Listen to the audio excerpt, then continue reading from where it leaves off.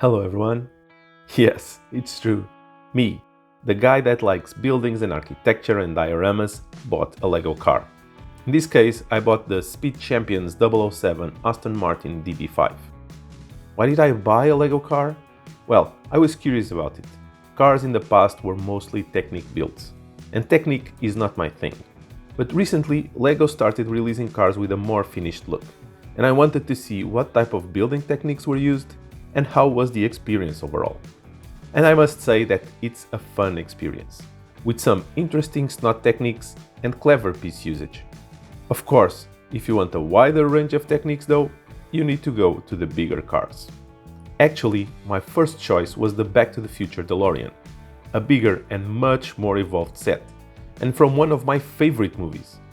But the amount of awesome and expensive buildings that Lego launched this year and the price bump the DeLorean got from 170 to 200 euros made me reconsider and go with this much cheaper option.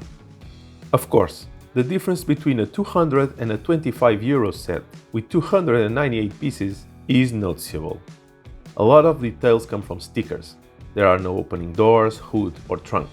At this scale, either you have those things or you have accuracy in the reproduction of the original. And the designer's choice is obvious and the correct one in my opinion. The model is very accurate, making good use of some parts, like here in the bumper, to achieve a remarkable resemblance with the original.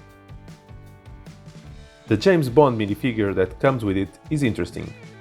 From the hair color, it seems to be Daniel Craig's version. The suit print, although simple, is always useful for a fancy party or wedding diorama. The fact that it comes with a wrench seems out of character, to say the least, unless that's a reference to some James Bond movie I never saw. I know that Lego would never put a gun in the hand of a minifigure, but maybe a suitcase with money, or with a gadget, or a pen that always activates a booby trap would have been better references to the character. The good building experience for this price point makes me give it a 3.5.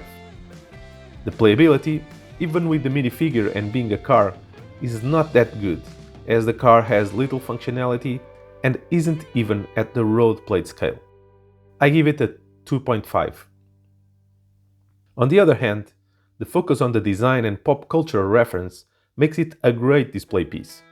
I give it a 4 on displayability. Final note is 3.5. Will I buy more Lego cars? Not for the building experience, at least at this scale.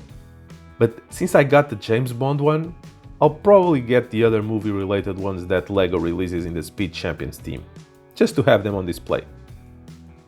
Please like the video if you enjoyed it and subscribe for more Lego-related content. Cheers!